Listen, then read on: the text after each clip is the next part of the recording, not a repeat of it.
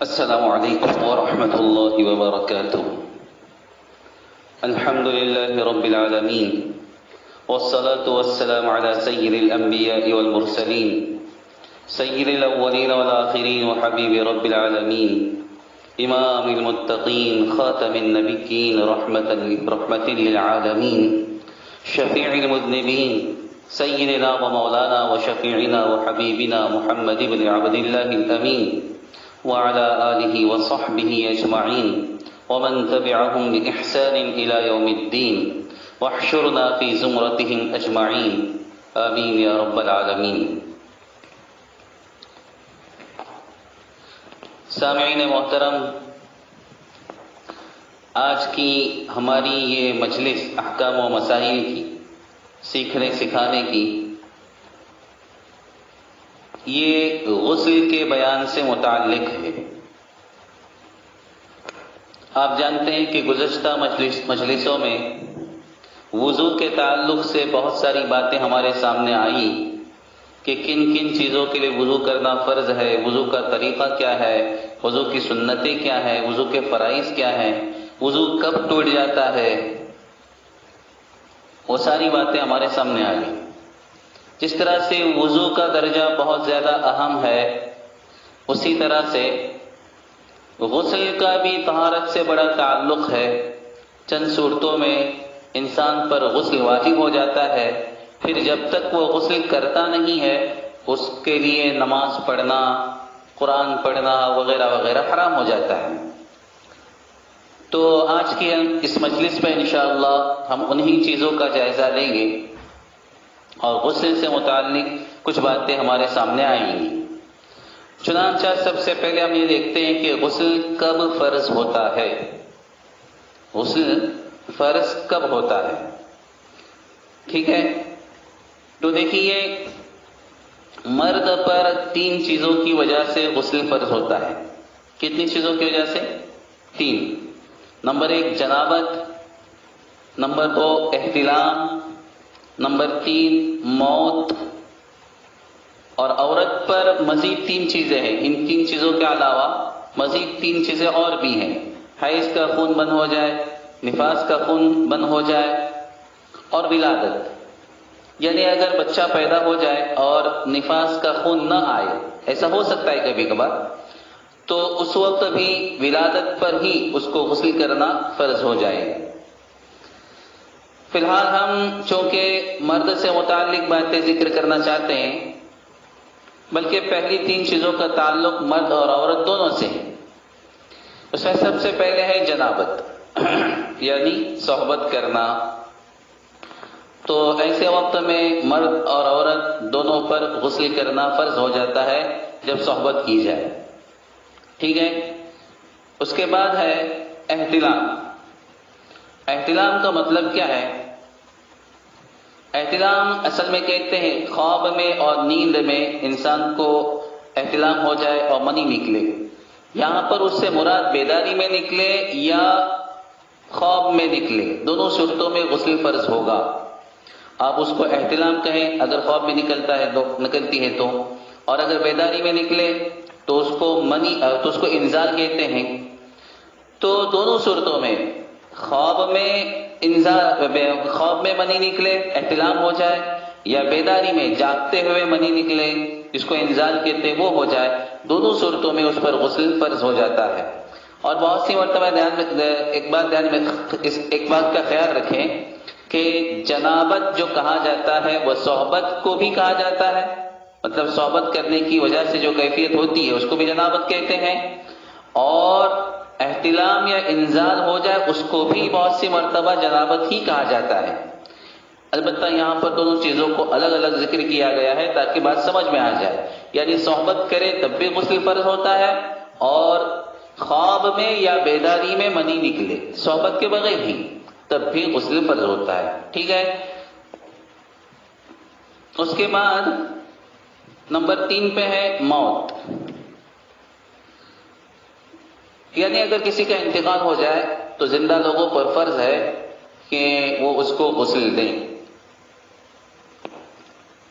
اور حیض اور نفاس کا ولادت کے تعلق سے جو مسائل ہیں ان کے لیے ہم نے ایک الگ سے کتاب آپ کے واٹس ایپ پر بھیجی ہے، آپ اس میں وہ مسائل دیکھ سکتے ہیں۔ تو کل ملا کر کتنی چیزیں ہو گئیں؟ 3۔ یہ 3 چیزیں مرد اور عورت دونوں کے لیے ہیں، یعنی جنابت اگر ہو جائے، صحبت اگر ہو جائے تو دونوں پر غسل فرض ہوتا ہے۔ اسی طرح سے انزال یا احتلام ہو جائے، یعنی خواب میں یا بیداری میں منی نکلے تو غسل فرض ہوتا ہے، مرد پر بھی اور عورت پر بھی، اگرچہ عورت کے ساتھ یہ کیفیت کبھی کبھار ہی پیش آئے گی، بہت کم۔ اور کسی کا انتقال ہو جائے، چاہے مرد ہو چاہے عورت ہو، تو دوسرے لوگوں پر فرض ہے کہ وہ اس کو غسل دیں۔ ٹھیک ہے، یہ تو ہو گئے غسل کب فرض ہوتا ہے، یہ ہو گئی چیزیں۔ غسل سنت کب ہے، یعنی مسنون غسل جسے کہا جاتا ہے، کن مواقع پر غسل کرنا سنت ہے؟ تو وہ کئی چیزیں ہیں، جیسے مثال کے طور پر جمعہ کا غسل سنت ہے، عیدین کا غسل، عید الفطر ہو یا عید الاضحیٰ ہو اس دن غسل کرنا یہ بھی سنت ہے۔ کافر جب اسلام لائے تو غسل کرنا سنت ہے، اس کی تفصیل اور بھی ہے اس میں۔ جب بدن میں انسان کے بدبو پیدا ہو اس وقت بھی غسل کرنا سنت ہے۔ اسی طرح سے پاگل جب اچھا ہو جائے یا کوئی مدہوش اور بے ہوش ہو گیا تھا، اس کی بے ہوشی ختم ہو جائے تو اس صورت میں بھی غسل کرنا سنت ہے۔ حج کے مواقع پر بھی کئی مقامات ایسے آتے ہیں جہاں پر غسل کرنا سنت ہے، وغیرہ وغیرہ۔ ان میں ایک اہم ترین غسل جمعہ کا غسل ہے، جمعہ کا غسل، اس لیے کہ بعض حضرات اگرچہ ائمہ اربعہ کے نزدیک یہ سنت ہے، لیکن صحابہ اور تابعین میں سے بعض حضرات اس غسل کے وجوب کے قائل ہیں، مطلب بعض لوگ اس کو فرض مانتے ہیں۔ تو اگرچہ ہمارے نزدیک اور ائمہ اربعہ کے نزدیک، چاروں اماموں کے نزدیک یہ سنت ہے، لیکن اس کی بڑی اہمیت ہے اور اس کو کرنا چاہیے۔ جمعہ کا غسل اہتمام کے ساتھ کرنا چاہیے۔ یہ ہو گئے غسل کے فرائض، مطلب غسل کب فرض ہوتا ہے وہ ہو گیا۔ اسی طرح غسل کب سنت ہے وہ باتیں بھی ہمارے سامنے آ گئی۔ اب ہم دیکھتے ہیں کہ غسل کے فرائض کیا ہیں۔ غسل کے مطلب کتنی چیزیں غسل میں فرض ہیں۔ تو دیکھیے بنیادی طور پر تو 2 ہی چیزیں ہیں۔ کتنی چیزیں ہیں؟ 2 ہی چیزیں ہیں۔ نمبر 1 نیت کرنا، اور نمبر 2 پورے بدن پر اس طرح سے پانی بہانا کہ کوئی جگہ خشک اور سوکھی نہ رہے۔ یہ 2 چیزیں فرض ہیں، اس کے علاوہ اور کوئی چیز نہیں ہے۔ تو نمبر 1 نیت کرنا۔ نیت کرنا کا مطلب اگر سنت غسل ہے، مان لیجیے جمعہ کا ہے، تو کیسے نیت کریں گے؟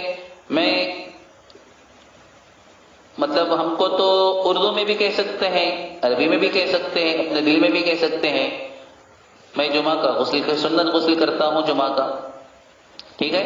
نویت غسل الجمعہ یوں بھی کہہ سکتے ہیں، اور اردو میں بھی آپ کہہ سکتے ہیں میں جمعہ کا سنت غسل کرتا ہوں۔ اپنے دل میں بھی آپ نیت کر سکتے ہیں، وہ بھی کافی ہے۔ فرض غسل ہے تو اتنا کہنا کافی ہے میں فرض غسل کی نیت کرتا ہوں، نویت فرض الغسل، ٹھیک ہے۔ اور یہ بھی آپ کہہ سکتے ہیں میں جنابت سے پاکی کے لیے غسل کرتا ہوں۔ عورت ہے، حیض و نفاس کا معاملہ تو کہہ سکتی ہے حیض و نفاس سے پاکی کے لیے میں فرض غسل کرتی ہوں، اتنا کہنا اس کے لیے کیا ہے؟ کافی ہے، ٹھیک ہے۔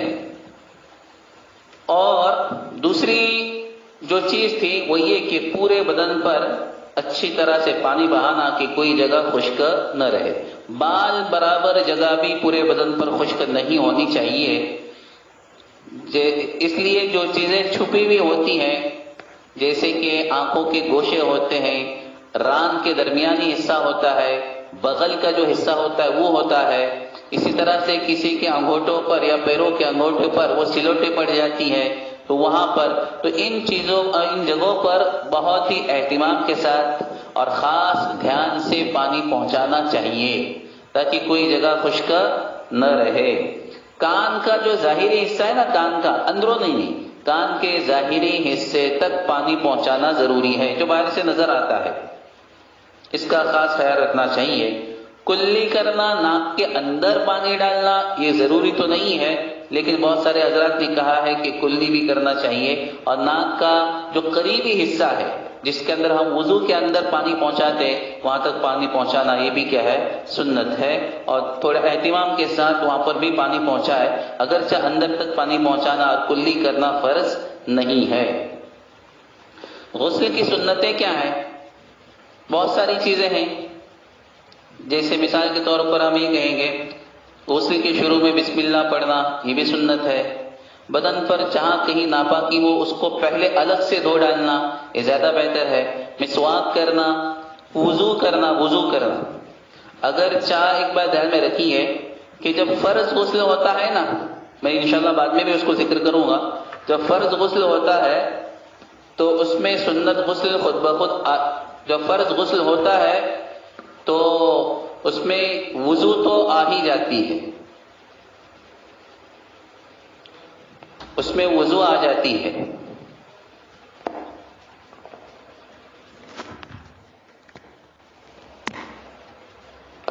اس سلسلے کی تفصیلی بات انشاءاللہ میں بعد میں کروں گا، آپ کے سامنے اس چیز کا تذکرہ کروں گا تفصیل کے ساتھ انشاءاللہ۔ تو وضو کرنا یہ بھی سنت ہے، بدن کو ملنا، مل کر دھونا، اور تین بار پانی بہانا یہ بھی سنت ہے۔ اسی طرح غسل کے بعد، وضو کے بعد والی دعا پڑھنا یہ بھی سنت ہے۔ یہ غسل کی سنتیں ہو گئی، اور فرائض البتہ صرف دو ہی ہیں، نیت کرنا اور پورے بدن پر پانی بہانا، ٹھیک ہے۔ اس کے بعد تیسری جو اہم چیز ہے وہ غسل کا طریقہ ہے، یعنی غسل کے فرائض تو ہمارے سامنے آ گئے اور غسل کی سنتیں بھی ہمارے سامنے آ گئی، لیکن غسل اب کیسے کریں، ان فرائض کو اور سنتوں کو کیسے ہم عمل میں لائیں، اس کو کہیں گے غسل کا طریقہ۔ تو اس کو سمجھنا بھی بہت ضروری ہے تاکہ ایک عام آدمی کے لیے اس پر عمل کرنا آسان ہو جائے۔ تو سب سے پہلے آپ کیا کریں، غسل کا سنت طریقہ جو یہ ہے، سب سے پہلے تو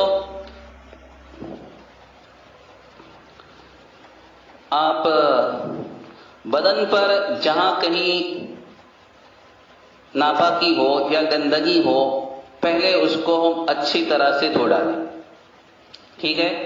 کسی طرح کی گندگی ہو یا ناپاکی اگر بدن پر لگی ہوئی ہو تو سب سے پہلے تو کیا کیا جائے، اس کو صابن لگا کر کہیں یا پانی بہا کر جس طرح سے بھی آپ چاہیں آپ اس کو دھو ڈالیں، جس کو ہم کہہ سکتے ہیں کہ صفائی کرنا، پاکی نہیں بلکہ صفائی کرنا، ٹھیک ہے۔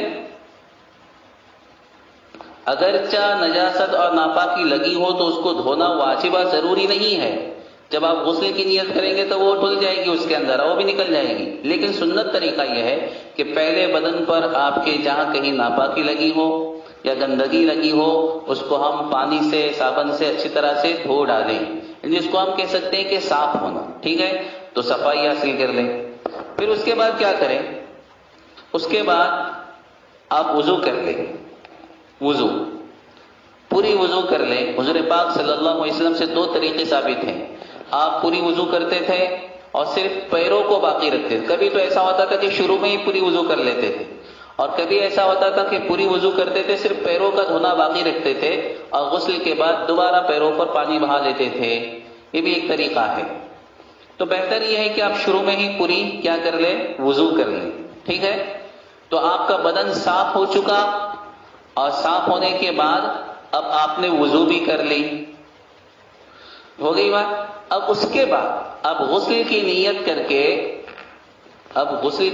کر کے 3 مرتبہ سر پر پانی بہائیں، اچھی طرح سے بالوں کی جڑوں تک پانی پہنچے، خصوصاً عورتیں، ان کے بال بڑے ہوتے ہیں، گھنے ہوتے ہیں، وہ تھوڑا مل کر، اگر وہ امباڑا باندھا ہو جس کو چوٹی باندھنا کہتے ہیں تو وہ کھولیں تاکہ اندر تک پانی پہنچے۔ اسے کھولنا ضروری نہیں، اگر اس کے بغیر بھی اندر تک پانی پہنچتا ہے تو کافی ہے، لیکن اگر نہیں پہنچتا تو پھر کھولنا چاہیے اندر تک پانی پہنچانے کے لیے۔ یہ ہو گیا۔ اس کے بعد آپ 3 مرتبہ سیدھی طرف پانی ڈالیں، دائیں کندھے پر 3 مرتبہ پانی بہائیں، اس طرح سے کہ پورے بدن پر پانی بہہ جائے، کوئی جگہ خشک نہ رہے۔ پھر اسی طرح سے 3 مرتبہ الٹے کندھے پر، بائیں کندھے پر آپ 3 مرتبہ پانی بہائیں، اس طرح سے کہ پورے بدن پر پانی پہنچ جائے۔ تو اس بات کا البتہ خیال رکھیں کہ جب آپ غسل کی نیت کر کے پانی بہائیں گے نا پہلے تو آپ نے صرف بدن کو دھویا تھا، صفائی حاصل کی تھی. اب جب آپ غسل کی نیت کر کے آپ جب پانی بہائیں گے، اس وقت پورے بدن پر پانی کا لگنا ضروری ہے. سر پر پانی ڈالیں گے تو اس وقت سیدھے کندھا اور بایاں کندھا، اس طرح سے کل ملا کر 3 مرتبہ، جو آپ پہلے تو سر پر 3 مرتبہ، پھر سیدھے کندھے پر 3 مرتبہ، اور پھر بائیں کندھے پر 3 مرتبہ، تو کل ملا کر پورے بدن پر پانی لگ جائے، یہ بہت زیادہ ضروری ہے. ٹھیک ہے. خصوصاً جیسے کہ میں نے بتایا، بغل ہے، ایران کا درمیانی حصہ ہے، اور آنکھوں کے گوشے ہیں، کانوں کا ظاہری حصہ ہے، تو یہاں تک خیال کے ساتھ ہم پانی پہنچائیں. اب یہ آپ کی وضو بھی ہو گئی ہے اور غسل بھی ہو گیا ہے، اور غسل ہونے کے بعد آپ وضو کے بعد کی جو دعا ہے وہ دعا پڑھ لیں. یہ آپ کا غسل ہو گیا مکمل طور پر، اور وضو بھی آپ کی ہو چکی ہے. ٹھیک ہے. یہ اس سلسلے کی ضروری بنیادی باتیں تھیں کہ غسل کے فرائض کتنے ہیں، غسل کی سنتیں کیا کیا ہیں، کب غسل کرنا فرض ہے، کب غسل کرنا سنت ہے، اور غسل کا طریقہ کیا ہے، وہ بھی ہمارے سامنے آ گیا. اب انشاءاللہ آئندہ کی مجلس میں جنابت کی حالت میں کتنی چیزیں ہم پر حرام ہوتی ہیں، نماز پڑھنا، طواف کرنا وغیرہ وغیرہ، اور اس سے متعلق کچھ باتیں انشاءاللہ ہمارے سامنے آئیں گی. آج کے ہم مجلس کو ہم اسی پر ختم کرتے ہیں. وآخر دعوانا الحمد للہ رب العالمین.